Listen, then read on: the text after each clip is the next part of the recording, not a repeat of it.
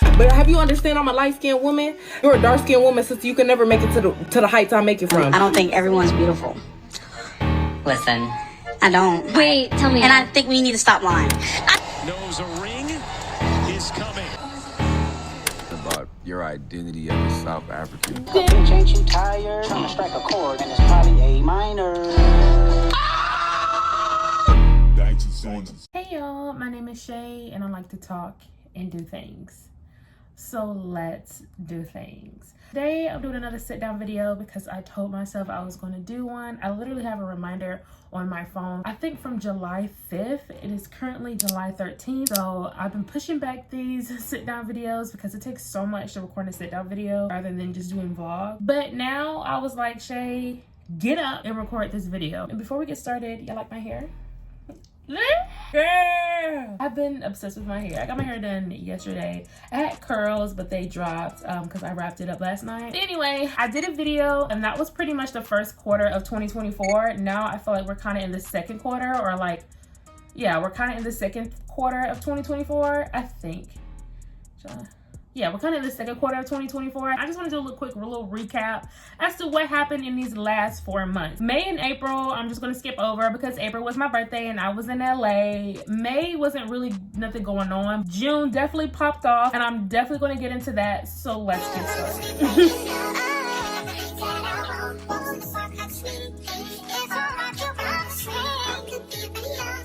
As always, when I do my sit down videos, I always do my makeup. There's some products that I haven't got the chance to use yet, so I want to try them in this video. So all of my opinions are kind of out of whack. They're not going to be into what happened first, second, or third, or whatever. I'm just going to talk about whatever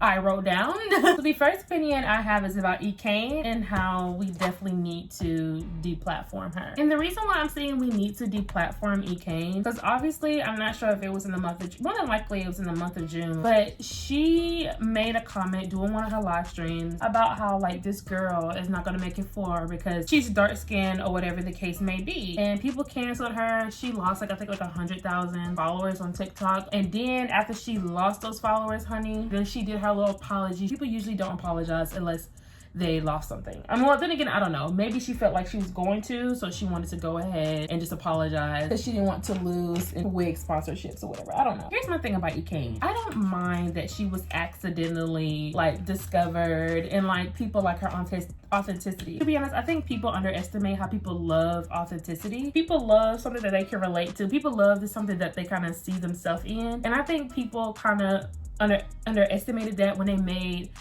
platformed Ekane. She was talking about her body count. She was talking about things that she's gone through in her life. Like, I think one of her pinned videos is her saying like, oh, I didn't ask to be an influencer. I was literally just talking about my body count and y'all started following me and giving me money to make videos and stuff like that, but she didn't ask for this. Some would say like, obviously you posted these videos for attraction and attention, so in the way you asked for it. I guess she just didn't know she could turn a whole career into, you know, her talking about her body count. But we're in 2024, nothing is really shocking anymore. So with that being said, a lot of her things that she says about like Black women or like says about like dark skinned women or just says about her opinions in general, like we need to take a grain of salt because at the end of the day, y'all can only blame yourselves for making her famous. Being as though y'all literally discovered this girl by talking about how she had like over 100 bodies or something like that. Can we really be shocked that she doesn't have a clear, concise conscience? I get it, loving, you know, ratchetness and authenticity. Like same thing with Sexy Red. It's like, I get it, y'all love the authenticity, but at the same time, it's like we can't expect people to do right if the way they became famous is them not doing right. This is what y'all wanted. This is what y'all got. This is what y'all rooted for. But on to the next thing. So the next situation that happened, I think this happened before Ekane. Like I said, these opinions are not really in order of what happened first or whatever. Second opinion is about Fenita, and I pretty much just put like, when do we start taking Fenita seriously? I've always followed Fenita. I always thought she was hilarious. I've never took anything that she said like seriously, like Fenita always told us that she was the baddest in the game. She was the baddest in the room. Like, y'all really can't touch her. Like I do feel like Fenita is definitely someone who is brutally honest and probably like a friend that tells you something that you don't want to hear but need to hear. That being said, I'm not giving her excuses about like things that she said, how she acted towards people, and some of her opinions. Obviously, I do know that some of her opinions are problematic, but like I feel like Fenita wasn't considered problematic until she lost weight. Can we be honest? I feel as though y'all didn't take her opinion seriously until she lost weight. Like, let's be so for real. Like, I feel like with Fenita, like, she's always said that she was the baddest in the room. She always said that, like, y'all not touching her. She always made these comments that, like, I'm up here, y'all down here. But y'all laughed it off because, like, you know, she's a size girl. You know, she's just joking around. Like, yeah, obviously she doesn't think that because look at her, right? Like, she doesn't. She's obviously joking because look at her. Like, that's how y'all viewed her. But now that she lost hella weight, everything she says now, y'all are taking it and running with it. Like, it's giving pretty much like y'all now just starting to care about the things that she say because y'all find her conveniently attractive, when she's always had this type of energy, when she always had this type of opinions. Like, really with her tone, you can obviously tell that she's joking, like she's trolling. Fenita gives me like trolling vibes. Like, I genuinely don't think that some of the things she says, like, she's serious about. I think she just doing that to get a certain reaction, or she know y'all gonna say certain things, like, and she knows how to get a reaction out of people. But I don't know, I really haven't been following her content like that, so maybe she is dead serious when she says certain things. At the end of the day, like, just chill out and relax, because there's pretty influencers who have said worse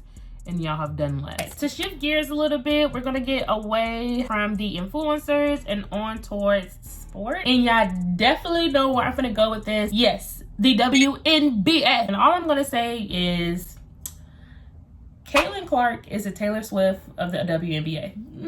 And when I mean by Taylor Swift, it's not complimentary. Let's take it back all the way to 2009 at the Video Music Award for MTV. Taylor Swift just won Video of the Year, and there was another artist by the name of Beyonce who was also nominated in the same category. When the envelope came on stage and they announced who was the winner of that category, Taylor Swift's name was called.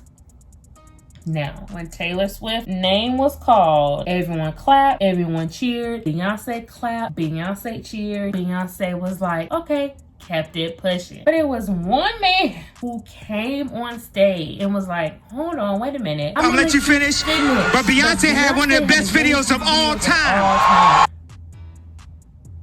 That one incident literally changed the course of history. Like, I feel like if that would never happened, our reality as we know it today will be so different when it comes to her and Beyonce. Fast forward towards the end of the show, Beyonce won an award for Artist of the Year, something of the year. I don't know, she won an award. Mind you, Beyonce's wearing a red dress. Guess who comes outside and decides to share the moment with Beyonce? Taylor Swift, who's also wearing a red dress. Now, I don't know if Beyonce said, oh yeah, she could come outside with me, or da-da-da-da, or Beyonce wasn't aware, or it was Beyonce's idea. I don't know who it was, because I wouldn't be surprised if it was Beyonce's idea, because y'all know Queen Bee, like, yeah. And I definitely know if Rose was reversed, Taylor Swift wouldn't know how to done that, but that's nor here nor there. Ever since that moment, she has been infantilized. People still see her as this young 20-year-old girl who got her moment taken away from her by the big bad wolf, Kanye West. So fast forward 15 years later, we have a NCAA championship for women's basketball. We have the Iowa Hawkeyes women's basketball team, and then we have the LSU Tigers women's basketball team. It was one moment where a basketball player named Angel Reese from the LSU Tigers decided to do this to Caitlyn Clark. Keep in mind, Caitlyn Clark has done this same move with other basketball players from other teams. That one incident changed the course of history, just like Taylor Swift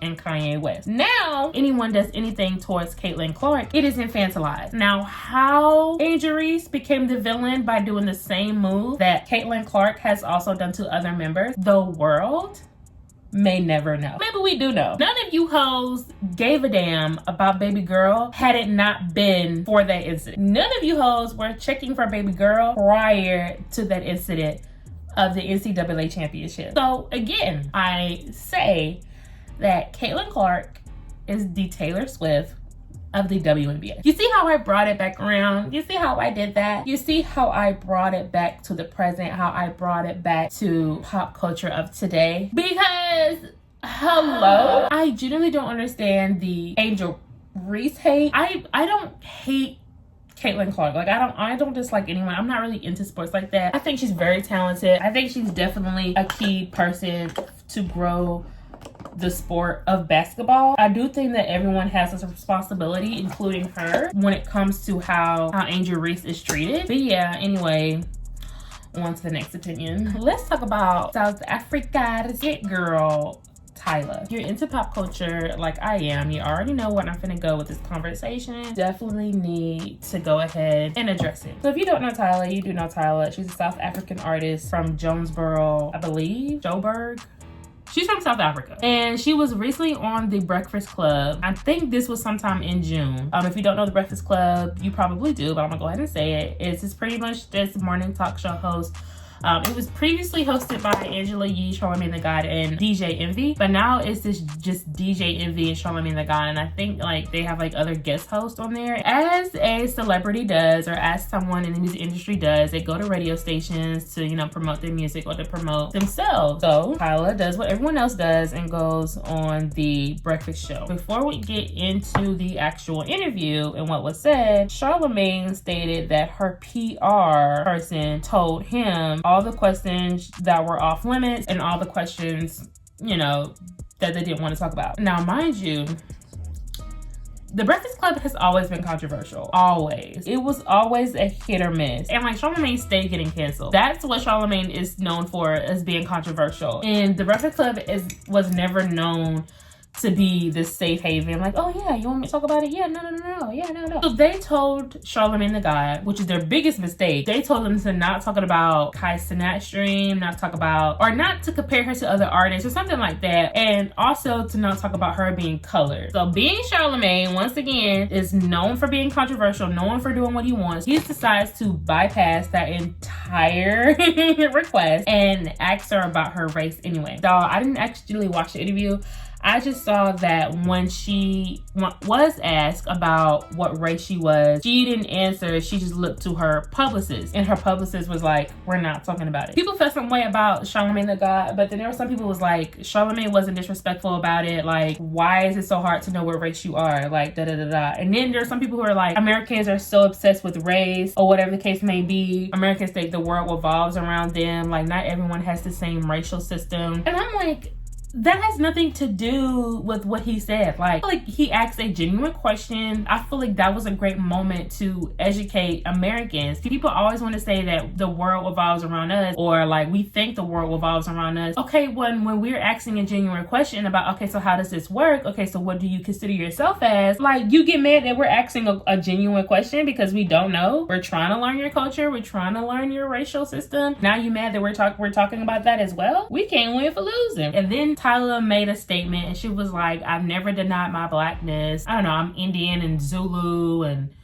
I don't know. She's mixed of a lot of things. Okay, she could have easily just said that in the interview, which I don't blame her, because obviously she's just following instructions as to what her publicist said. But at the same time, I felt like, what was so hard to say that? So it's kind of like, yeah, you never denied your blackness, but you never accepted it either. I just feel like the whole thing was like pretty sketch. So there was this clip on TikTok of like Joe Budden, not Biden, but Joe Budden on his podcast. He was basically saying how like people who she's working for, they know their scheme. They use Black America, i.e. us, the stepping stone to get to where they want to get. Black just gains you more access and credibility in certain cultural spaces over here. Mm-hmm.